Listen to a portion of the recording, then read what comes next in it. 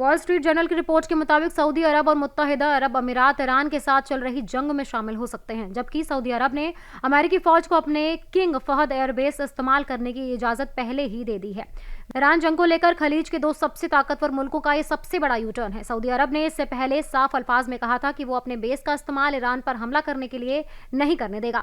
Saudi अरब ने पहले कहा था कि वो जंग में शामिल नहीं होगा, लेकिन अब वो अमेरिका इजराइल के साथ जंग में शामिल होने के लिए सोच रहा है। दूसरी तरफ अमेरिकी अखबार ने यह भी बताया कि मुत्तहिदा अरब अमीरात ने ईरान के मिल्कियत वाले एक अस्पताल और एक क्लब को बंद कर दिया है।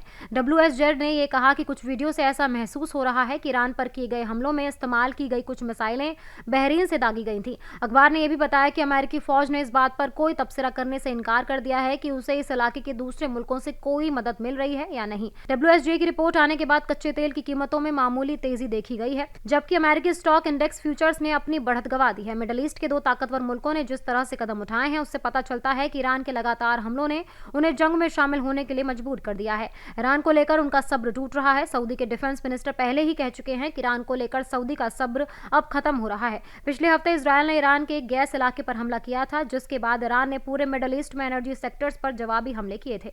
इसके बाद ट्रंप ने इजरायल को फटकार लगाई थी। डोनाल्ड ट्रंप ने कल कहा था कि वो ईरान के एनर्जी ठिकानों पर हमले अगले 5 दिनों के लिए टाल रहे हैं। उन्होंने कहा कि ईरान और अमेरिका के बीच मुस्बत बातचीत चल रही है, लेकिन गालिबफ ने एक्स पर एक पोस्ट में कहा कि अमेरिका के साथ उनकी कोई बातचीत नहीं हुई है। ईरान के सरकारी टेलीविजन ने बताया कि हाल के दिनों में अमेरिका ने सालिसी के जरिए ईरान के साथ बातचीत करने की कोशिश की थी, लेकिन तेहरान सरकार ने उन दरख्वास्तों का कोई जवाब नहीं दिया।